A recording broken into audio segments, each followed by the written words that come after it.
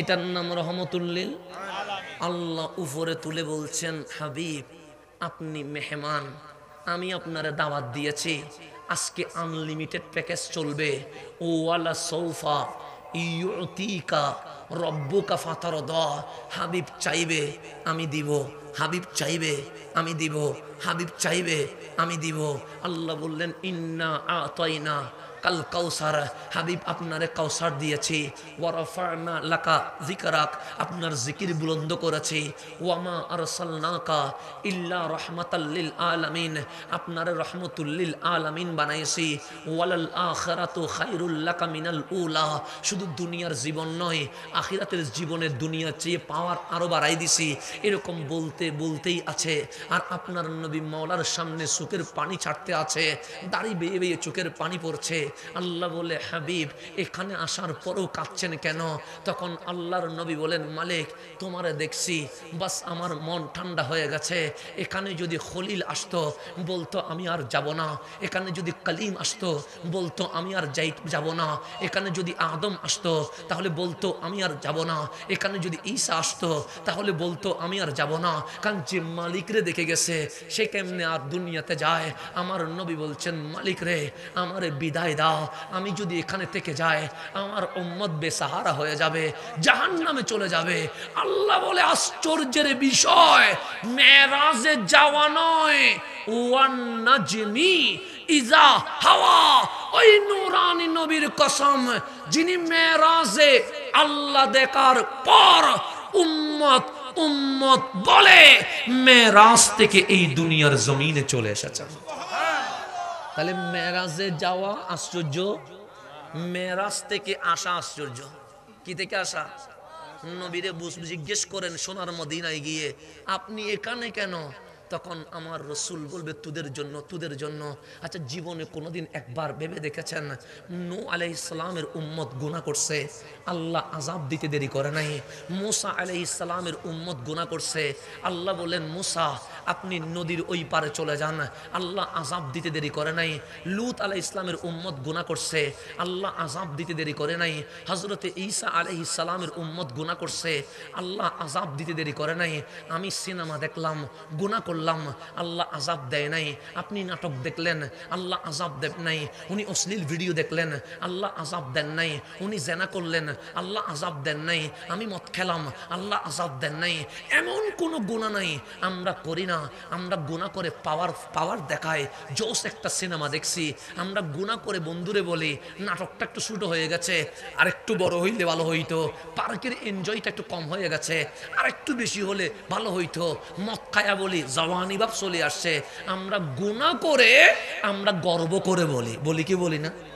এখন গুনাহ করার পর চোখ বন্ধ করে কথা বলি না বাবা? বাচ্চারা কথা বলে কেন?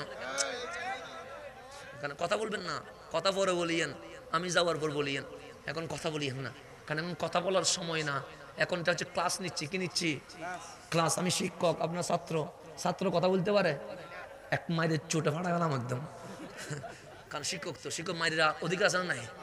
যতক্ষণ এখানে বসি নাই ততক্ষণ যা ইচ্ছা বলতে পারবেন, কিন্তু যখন বসে গেছি এখন আর বয়স কম, এলম কম, ওটা নাই এটা নাই, বলার সুযোগ আছে নেই, নাই, শেষ, সব শেষ।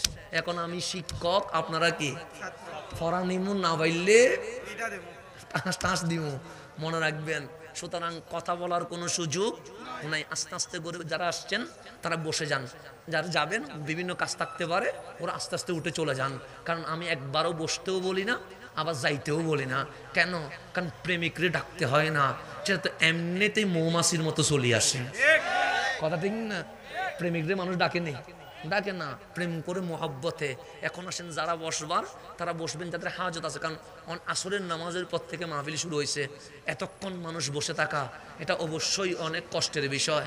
আমরা 1-1.5 ঘন্টা বসলে পিঠ ধরে যায়, আপনাদের এর চেয়ে আরও বেশি হচ্ছে, কারণ আমরা তো ফাঁতা লাগতে পারতেছি, আপনারা তো পাও লাগতে পারছেন না। সুতরাং আপনাদের কষ্ট আমি বুঝি বিদায় ক্লাসের মাঝখানে মাঝখানে চলে গেলেও কিছু বলি না, না হইলে জোর করি বসাইতাম। কথা ঠিক নেই? তাহলে শিক্ষক হিসেবে ভালো আছি কেমন? হ্যাঁ, শিক্ষক হিসেবে কি আছি? এমন ছাত্ররা যেই ক্লাসে চুরি করতে পারে ওই শিক্ষকরে ভালো মনে করে। কথা ঠিক না? ছাত্ররা যে ক্লাসে চুরি করতে পারবে ওই শিক্ষক ঠিক, আর যে মারে তার প্রতি সবাই বেজার। আমরা তো বদদুয়া করতে করতে ওরা মানে লাইতাম পরীক্ষার হলে, যেটা আমাদেরকে কষ্ট দিত তারা আমরা নামাজ পড়ি পড়ি বদদুয়া করতাম না। স্বাভাবিক ক্লাস 10 এর মধ্যে 11 এর মধ্যে যখন বেশি কড়াকড়ি করতো টিচারে, তার উপরের দিন যাইয়া সিজদায় লুটাইয়া বলতাম, মালিক এমন বিচার করবা তার 14 গোষ্ঠী যেন শাস্তি পায়। এরকম আমরা অনেক দোয়া করছি তো না। আমি বিশেষ করে ক্লাস 10-এ 11-এ যখন পরীক্ষা দিচ্ছি, তখন যে টিচারটা একটু গেছিল করা ছিল, আমরা বদদুয়া করতাম। কিন্তু এখন বসে বলছি, না না, যিনি করা ছিল ওই করা মানুষটাই আমাদেরকে মানুষ বানাইতে বড় সাহায্য করছে।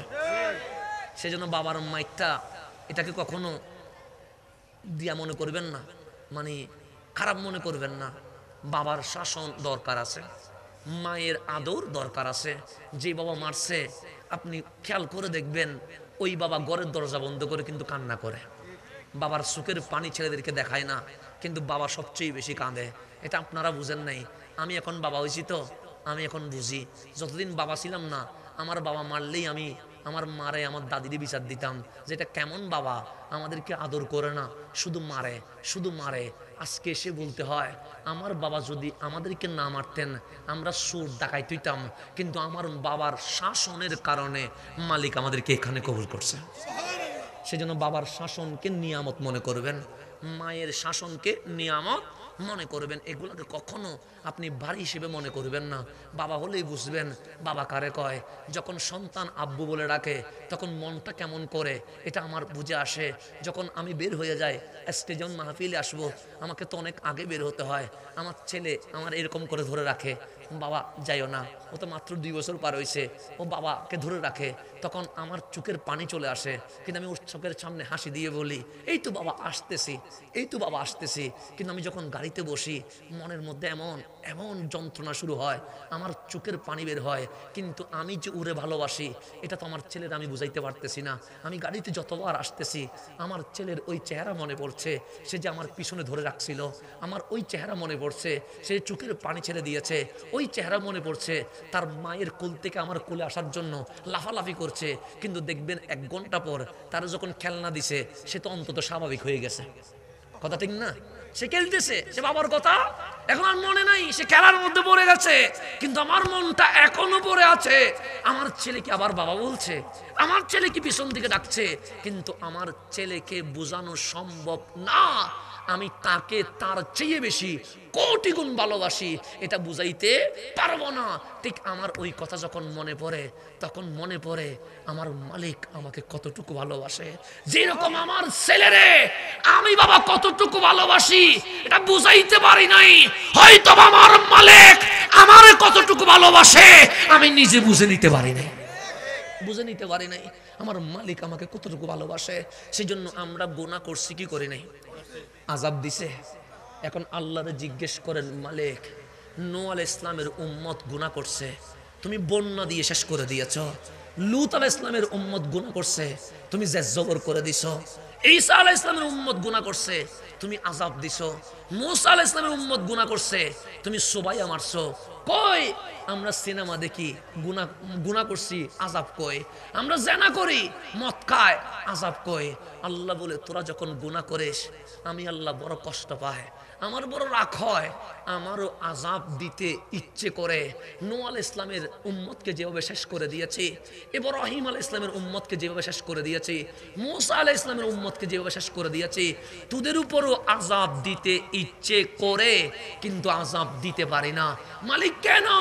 সাম্মা কানাল্লাহু লিয়ুযিবাহুম ওয়া আনতা ফীহিম। হাবিব, আপনার উম্মত যেই পরিমাণ গুনাহ করছে আমি আল্লাহ আযাব দিতাম দিতাম দিতাম, কিন্তু দিতে পারি নাই, কারণ আপনি নবী তাদের মাঝে আছেন। ওরা যখন গুনাহ করে আপনি নবী সুখের পানি ছেড়ে দিয়ে যখন বলেন, মালিক উম্মত বুঝে নাই বলে গুনাহ করছে, তার দিকে না তাকায়া আমি নবীর সুখের পানির দিকে তাকায়া উম্মতরে মাফ করে দেন। হাবিব, আপনি কাঁদেন বলে আপনার উম্মতকে আমি আযাব দিতে পারি নাই। নবীর কারণে আযাব পাই নাই, নবীর কারণে। না হলে এতক্ষণে আমি হাসান স্টেজে উঠছি, আমার গুনাহ যদি দেখতেন আমার আপনার টেনে ধরে নামাই ফেলতেন, কিন্তু আপনারা তো আমার গুনাহ দেখেন নাই। সেই জন্যই তো আমি আসার সময় তাকবীর দিয়েছেন, সেই জন্য তো আমাকে বসায়া ফুলের মালা দিয়েছেন। আমার মালিক সত্তার বিদায়, আপনি আমার গুনাহ দেখেন নাই বিদায় এখনো স্লোগান দেন। কিন্তু আমি তো জানি আমি কত বড় গুনাহগার, আমি তো জানি আমি কত বড় গাদ্দার, আমি তো জানি আমি কত বড় নিমুখ হারাম, আমি তো জানি আমি রহমানের দরবারে কতটুকু গুনাহ করছি। যখন মাঝে মাঝে বলি মালিক আমাকে ইজ্জত দিলা কেন, না আমার এলম আছে, না আমার আমল আছে, না আমার আখলাক আছে, না আমার চরিত্র আছে, না তোমাকে রাজি করার মতো আমার কাছে কোনো কোয়ালিটি আছে, তখন আমার মন বলছে হাসান তোর কারণে মালিক তোরে ইজ্জত দেয় নাই, তোর কারণে মালিক তোরে সম্মান দেয় নাই, কারণ তুই এমন নবীর কদমে গিয়েছিস যেই নবী কান্না করার কারণে তোর মতো এক অযোগ্যরে মালিক এত বড় সম্মান দিয়ে দিয়েছে। না হলে আমার কিছু নাই, আমার কিছু নাই, আমি যেখানে ছিলাম সেখানেই চলে যায়। গভীরভাবে খেয়াল করবেন, প্রথম মাদ্রাসা দিয়েছেন কে? ছাত্র ছিলেন রহমতুল্লিল। এখন আমার রসুল এসে বললেন বুইস্তু মুআল্লিমান, আমি ছাত্র নয় ডাইরেক্ট শিক্ষক হয়ে এসেছি। এখন আপনি কোরআন খোলেন, কোরআন নিয়ে তো কোনো মারামারি আছে? ওই যেখানে ছিলাম সেখানে চলে আসেন, কোরআন নিয়ে কোনো মারামারি নেই। সূরা ফাতিহা খোলেন, ফাতিহা মানে ভূমিকা, ফাতিহা মানে ইন্ট্রোডাকশন, ফাতিহা মানে শুরু কথা। ফাতিহার পরে যে সূরা আছে ওই সূরার নাম কি? বাকারা। সূরা বাকারার প্রথম আয়াত আলিফ লাম মিম। এটা নিয়ে কোনো মারামারি আছে? কোনো টেসাটেসি আছে? কোনো প্রকার গ্রুপিং আছে? এখন বলেন আলিফ লাম মিম অর্থ আপনারা কি জানেন? জানেন না। এখানে যারা আছে ওরা কি জানে? জানে না। আমি কি জানি? না বলতে লজ্জাবোধ করার কিছুই নাই। আলিফ লাম মিমের অর্থ আমি জানি না। যদি বলেন আপনার বাবা উনি তো জামিয়া আহমদিয়া সুন্নি আলিয়ার অধ্যক্ষ ছিলেন, উনি কি জানে? আমি বলবো আমার বাবাও জানে না, দুনিয়ার কোনো মুফাসসির জানে না, দুনিয়ার কোনো মুহাদ্দিস জানে না। আপনি যদি আমাকে আরো উপরে তোলেন আমি বলবো আলিফ লাম মিমের অর্থ জিবরিল আমিনও জানে না। জিবরিল আমিনও তো সেখানে লেখা আছে হুরুফুম মুকাত্তিয়াত, এগুলা হচ্ছে হুরুফে মুকাত্তিয়াত। অর্থ কি? আল্লাহু ওয়া রাসূলুহু আলাম, এগুলোর অর্থ আল্লাহ এবং রসুল জানে, এই ছাড়া অন্য কেউ জানে না। তো আলিফ লাম মিম দিয়ে আপনি কি বুঝবেন? আলিফ লাম মিম দিয়ে আপনি কি করবেন? সেই জন্য জিবরিল আমিন যখন আসছে তখন বললেন ইয়া রাসূলুল্লাহ ইসমা, আপনি শোনেন। ক্বাল আল্লাহু আজ্জা ওয়া জাল, রব্বে করিম ইরশাদ করেন আলিফ, আমার নবী বললেন ফাহিমতু, আমি বুঝে গেছি। সে লাম, আমার নবী বললেন আমি বুঝে গেছি। সে মিম, আমার নবী বললেন বুঝে গেছি। এরপর জিবরিল বলে যালিকাল কিতাবু লা রাইবা ফীহি হুদাল লিল মুত্তাকিন, আমার নবী চুপ করে আছে। এরপর জিবরিল বলে আল্লাযীনা ইউমিনুনা বিল গায়বি ওয়া ইউকিমুনাস সালাহ, আমার নবী চুপ করে আছে।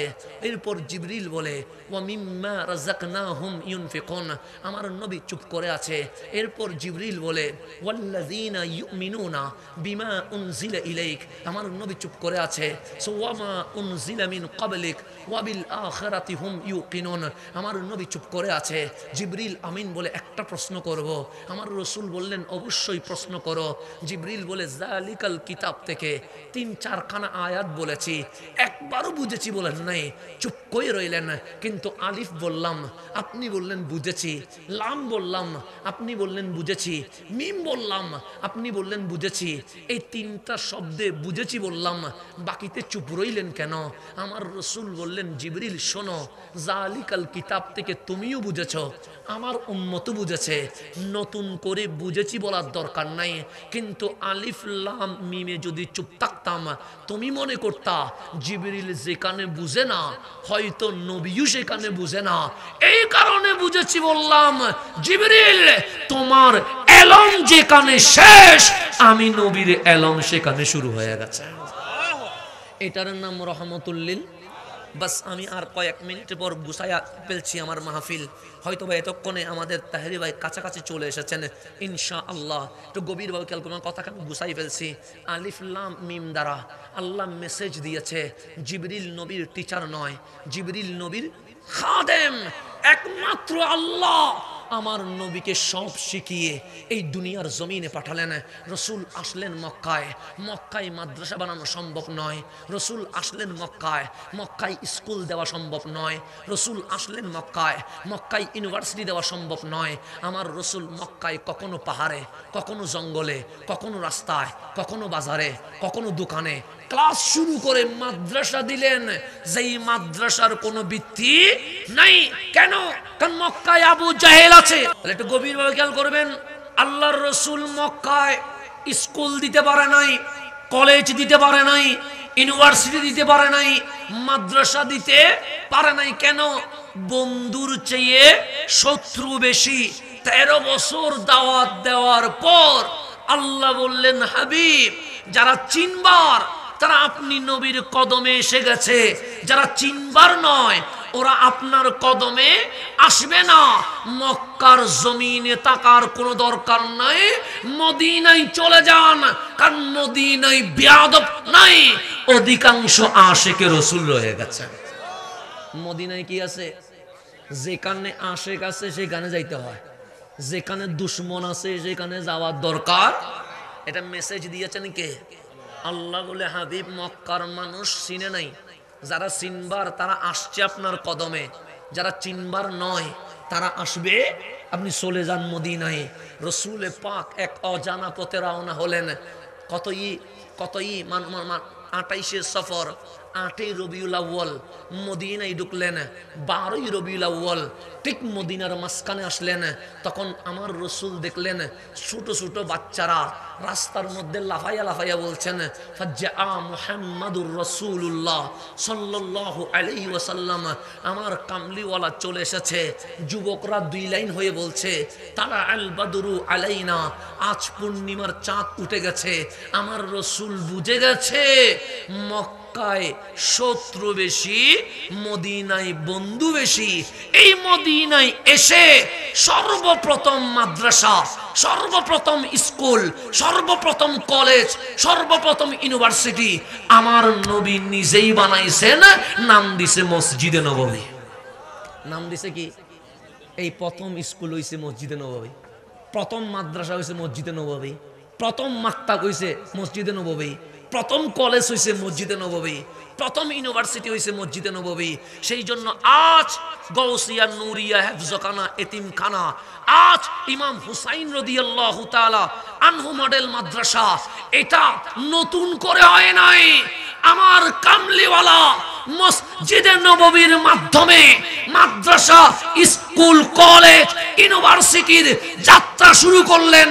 আর বাকি বিল্লাহ নূরি সেই যাত্রার অংশগ্রহণ হিসেবে এই তন্দরে গৌসিয়া নুরিয়া মাদ্রাসা শুরু করে দিয়েছেন। এটাই হচ্ছে মূল। আমি যে বিষয়টা দিতে যাচ্ছিলাম, এই জমিনে স্কুল ছিল না, এই জমিনে কলেজ ছিল না, এই জমিনে ইউনিভার্সিটি ছিল না। সর্বপ্রথম কলেজ, ইউনিভার্সিটি, স্কুল আমার নবী বানাইছেন। শিক্ষকের নাম রহমতুল লিল আলামিন। শিক্ষকের নাম কি? আমার রসুল হাজিরা খাতা নিয়ে বসছে। কি খাতা? মিম্বারে দরজা খুলে দিছে। প্রথম 1 নাম্বার রোল নাম্বারে যিনি ঢুকলেন নাম ছিল আবু বকর। নবীর ক্লাসে বসতে দেরি হয়ে গেছে সিদ্দিক আকবর। 2 নাম্বারে ঢুকছেন নাম ওমর, নবীর ক্লাসে বসতে দেরি হয়ে গেলেন ফারুক আজম। 3 নাম্বারে ঢুকলেন উসমান, নবীর ক্লাসে বসতে দেরি হয়ে গেলেন জুন্নুরাইন। 4 নাম্বারে ঢুকলেন আলী, নবীর ক্লাসে ঢুকতে দেরি হয়ে গেলেন মাওলায়ে কায়নাত। 5 নাম্বারে এরকম করে ঢুকতে ঢুকতে ঢুকতে 1.25 লক্ষ ছাত্র ঢুকলেন। আল্লাহ বলে রাদিয়াল্লাহু আনহুম, এমন গোল্ডেন এ প্লাস পাইছে, আমি আল্লাহ রাজি হইয়া আপনি নবীর ছাত্রদেরকে জান্নাতুল ফেরদৌস দিয়ে দিব। এখান থেকে মাদ্রাসা, এখান থেকে কি? এই মাদ্রাসা থেকে আস্তে আস্তে করে দুনিয়াতে কোফার জমিনে 2টা মাদ্রাসা হয়েছে। কয়টা মাদ্রাসা? একটা মাদ্রাসার নাম হুসাইনি মাদ্রাসা, আর একটা মাদ্রাসার নাম এজিদি মাদ্রাসা। মাদ্রাসা কটা হয়েছে? নাম দিছে উপরের নবীর নাম। কার নাম? কিন্তু একটার নাম হুসাইনি মাদ্রাসা, আর একটার নাম এজিদি মাদ্রাসা। এজিদি মাদ্রাসা শুরু করছে তাদের নাম ইহুদি, ইসরায়েলি, খ্রিস্টানরা। আর হুসাইনি মাদ্রাসা শুরু করছে আমার নবীর আওলাদ ইমাম আলী মাকাম ইমাম হুসাইন। ঠিক তন্দরেও এসে দেখবেন মাদ্রাসা দুইটা আছে, একটা এজিদি আর একটা হুসাইনি। কথা ঠিক কিনা? তাহলে মাদ্রাসা তন্দর এখন কয়টা হইছে? দুইটা হইছে। একটা হচ্ছে এজিদি, একটা কি আরেকটা কি আমি এখানে জানি না, তারপর বলতেছি আর কি। মাদ্রাসার রাস্তা কয়টা হইছে? একটা হচ্ছে এজিদি, আরেকটা কি এখানে লিখে দিয়েছে ইমাম হুসাইন রাদিয়াল্লাহু তাআলা আনহু নূরিয়া মডেল মাদ্রাসা, তার মানে এটা হুসাইনি দ্বারা। এটা কি দ্বারা? আরেকটা আছে কি দ্বারা? এজিদি দ্বারা। তো যেগুলো এজিদি দ্বারা ওরা ইসরায়েলের পক্ষে কথা বলে, আর যেগুলো হুসাইনি দ্বারা ওরা ফিলিস্তিনের পক্ষে কথা বলে। তা আল্লাহর রাসূল বললেন দ্বারা যখন দুইটা হইছে, একটা এজিদি একটা হুসাইনি, হক কোনটা? হক কোনটা? তা আল্লাহর রাসূল বলে উম্মত নিরাশ হইও না, জিতবে মুসলমানে। তবে নেতা এখনো আসে নাই, ইমাম এখনো আসে নাই। নবী গো ইমামের নাম কি? রাসূল বলে ইউকাল আল মাহদি, ইমামের নাম মাহাদি। উনি কোন মাদ্রাসায় আসবে? এজিদি না হুসাইনি?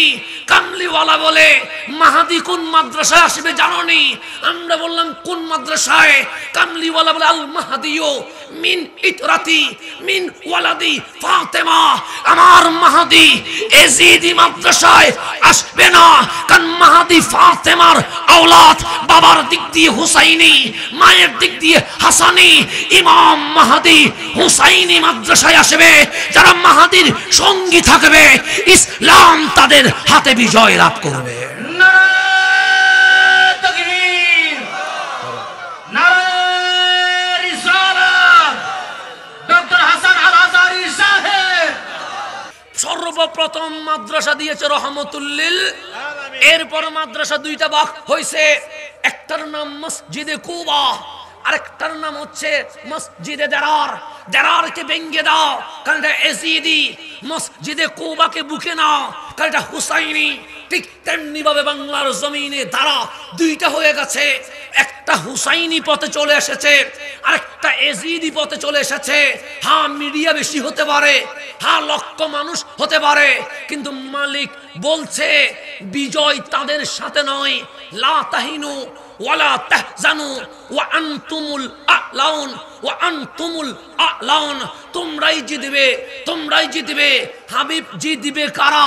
সে মাহাদি যার সাথে আছে। মাহাদি আছে কার সাথে? সে যারা হুসাইনি, মাহাদি তাদের সাথেই আছে। তাহলে এখন জিতবে কারা? জিতবে কারা? আমরা কি এজিদি হব না হুসাইনি হব? এই হুসাইনি হওয়া এটার নাম আহলে সুন্নাত ওয়াল জামাত। এটাকে সংক্ষেপে সুন্নি বলে। সংক্ষেপে কি বলে? সেই জন্য বাকি বিল্লাহ নুরি বাপের নাম দেয় নাই, সুন্নি কনফারেন্স দিছে। কি কনফারেন্স দিছে? বাপের নাম দেয় নাই, কি দিছে? সুন্নি কনফারেন্স দিছে। এটার নাম সুন্নি, এটাকে আহলে সুন্নাত, এটার নাম হক, এটার নাম হুসাইন। সুতরাং এই ধারায় থাকলে আমাদের বিজয় আসবে, এতে কোনো সন্দেহ নাই। বাস আল্লাহ যেন আমাদের এই মাহফিলকে কবুল করে, আমিন। ওয়াখির দাওয়ানা আনিল হামদুলিল্লাহি রাব্বিল আলামিন। আসসালামু আলাইকুম ওয়া রাহমাতুল্লাহি ওয়া বারাকাতুহু।